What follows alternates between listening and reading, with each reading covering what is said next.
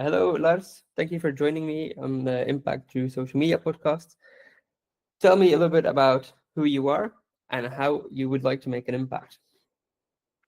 My name is Lars Veelaert. I'm co-founder and CEO of XFA. XFA is a device security solution, and my passion has always been with cybersecurity. Making people safer every day is quite a good thing on the world. So yeah, that's our mission. Is your product based on the Belgian market or is it international? We're internationally active, so I have customers all over, but I would say we're mainly focused on the EU market because we're based in Belgium ourselves. And just because our product really it's really privacy respecting and it really fits what the market here needs and the challenges we have in the EU market. So this product is it B2C or B2B? B2B. So the idea is that a company wants that every device that's used for work that is safe. So we've created an innovative solution that can discover every device, inform every user about every device, what needs to change on these devices, and verify before a user can use a device that that device is safe. Really scalable, no friction, no efforts, no concerns about privacy. That's what makes it beautiful. Okay, great.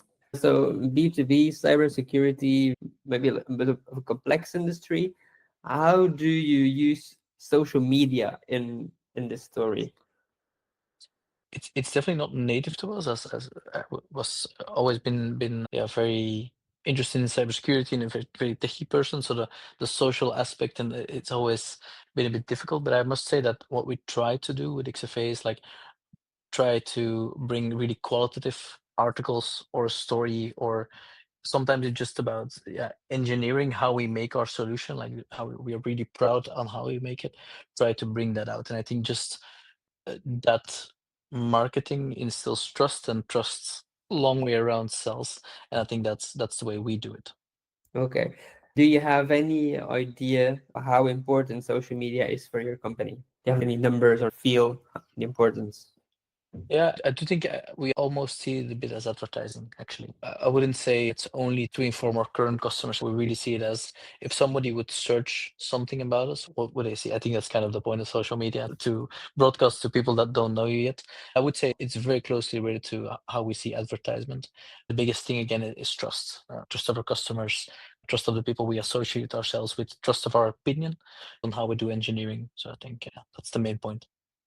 Do you have a clear distinction between your personal brand or your personal profile and the company page?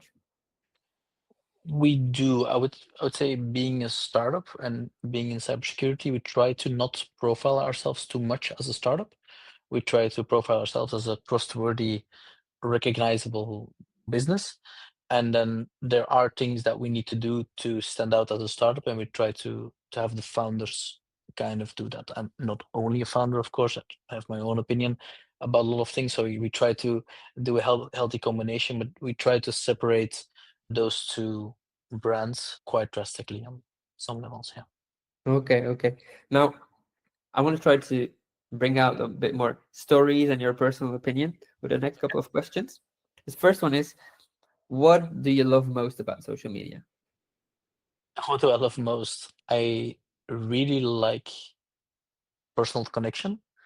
So any barrier between that makes it difficult. I must say that I really like a well-written narrative. In the age of AI, I think you can really read when it's maybe not grammatically correct, and I definitely suffer from that aspect. When it's really written from the heart out, I think that's you can really read it, and that's what I love about social media sometimes. The nice thing about social media is everybody becomes very reachable, given that you can write an engaging message, etc. And I think that is really cool. It's more of a result, but I must say that especially like in the last, I'd say months or years now, the AI slob and the bots have definitely gone up, so that's impacted social media negatively. But I love a well-written narrative with grammatical mistakes that you can feel the passion. Okay, great. Now, you already led a little bit to the next question, but maybe let's try to dig a bit deeper for the answer. What do you hate about social media? Yeah, I think the goal to have a post and the resulting let's pump out as much posts as possible, or like let's try to just fill the time as much as possible. I think that's something I don't like about social media, and just I think the thing that everybody says, like trying to be perfect. We actually had this thing where we had to, as founders, we try to be very honest and transparent. And I think founders to founders, like in general, everybody is really, really transparent, which is really cool. I think something that's not often talked about. And what we had is if somebody would say, if somebody would follow us on social media and they would say, "You guys are doing amazing," then we would always contextualize it like, "Oh, we're quite happy with the results, but there are things we need to work on." And then we learned, why are we saying this? People are just trying to be nice, kind of, or like trying to make conversation. Just say, "Yeah, we're really happy." Like, "Oh, cool, thank you for following us." We should approach that differently. But yeah, Is there any post or any situation that you remember on social media that made you really angry? angry. So I'm not sure if I know specifically one. I think there was a big cybersecurity scandal, not name the company, but I think a year ago. It's really easy to jump on the wagon and to hate your competitors because they were kind of a competitor. And I think I wrote a post like, this can happen to anybody.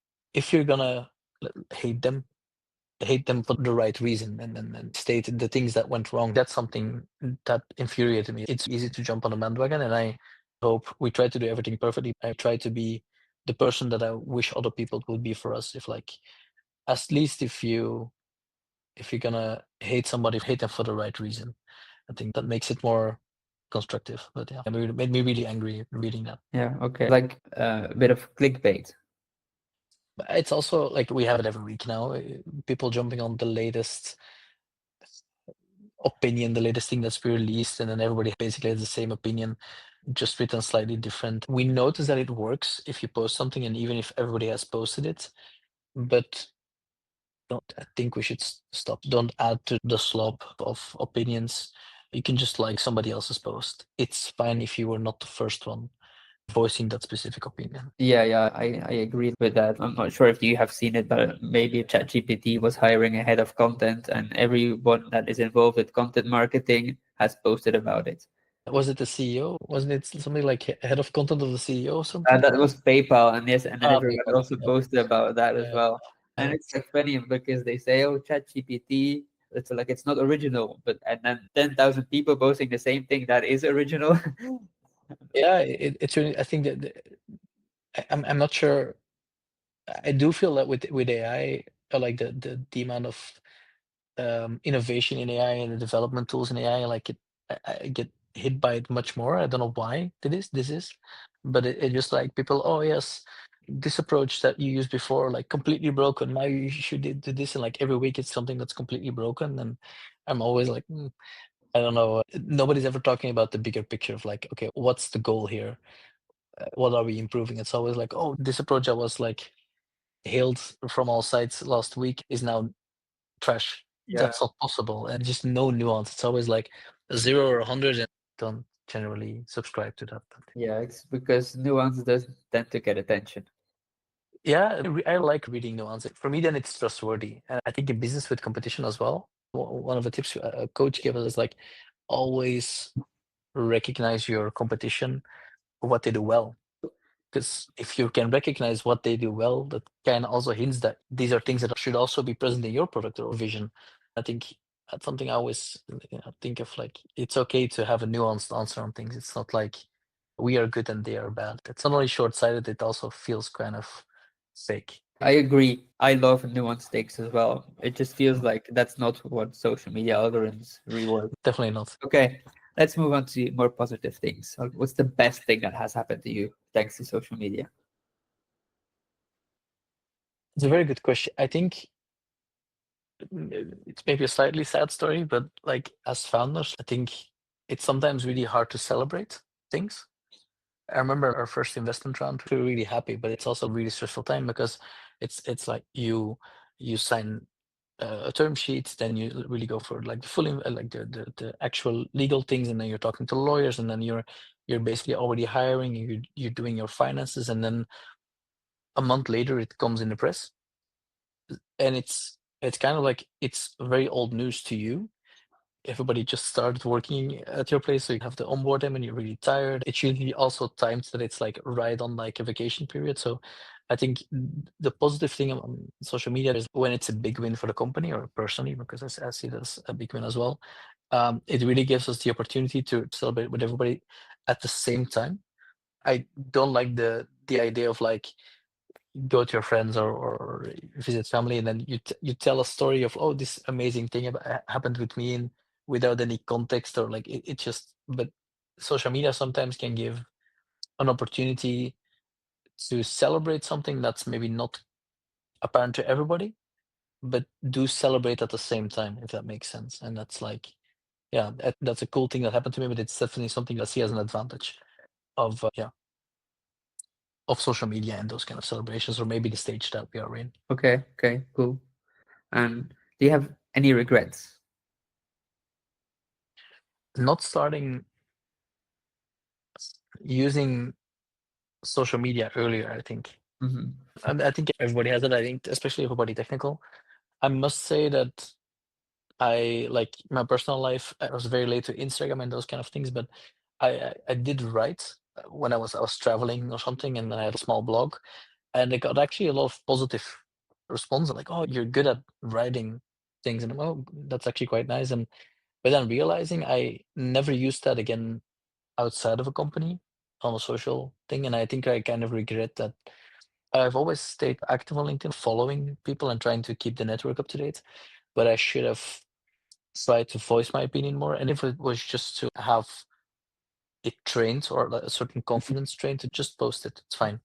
If you're respectful, if you try to be very authentic and try to be correct, it's fine to post it. I remember the first post we did, personal or company wise, it's like I'm sure 10 people watched it, and I think we took 2 hours, 3 hours to write it, because we wanted to write something great, and sometimes it just make 10 pieces of content, and then the 11th will maybe be great, but you don't spend 2 hours a piece on it. I think that's something I regret. We started quite early with the company, but I wish I did it even before. Okay, yeah. Well, better late than never, because there are a lot of people who Absolutely. never start. Fully agree. Do you have any other pieces of advice for founders who have not started social media yet? I think you should just start. I think it really starts with a page. Don't think too much about the logo. It's the least important thing, but just make it look professional. Using the same banner across all founders and employees goes very far. And you can just start and really force each other like accountable of like, hey, try to like post at least one time and try to be consistent. We're definitely not perfect at it. We're definitely not the biggest stars on social media, and you shouldn't be. You should just be relevant to your specific audience. And I think I wouldn't say it's a specific tip, but it's more words of assurance. Is I think our best posts are the least liked, because when it's controversial or edgy and you maybe really triggered somebody, maybe not a post they'll like. Don't go for the most likes. Go for views, engagement, like those kind of, or how many times was it shared or clicked.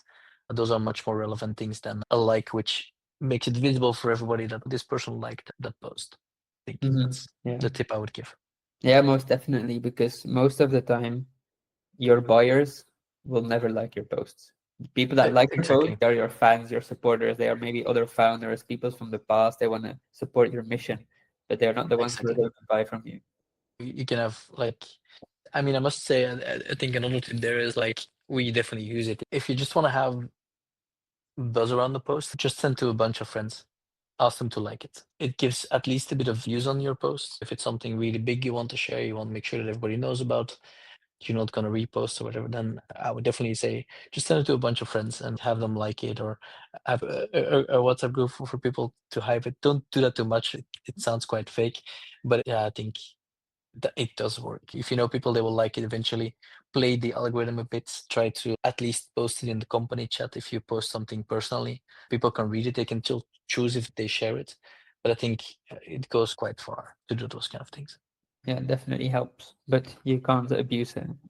No, you definitely can't abuse. Please, LinkedIn, don't listen to this. But yeah, especially within the company, I think it's important that people know what other people are posting about. I think it's just important that, oh, cool, oh, that's interesting. Somebody posts about that, or like And even like just it's okay if you're passionate about a feature that you build, you don't have to wait till the company posts. I think these kind of things is just the transparency of like, yeah, I took some time to write this, and these are interesting topics to write about. I think that's important to do within the company.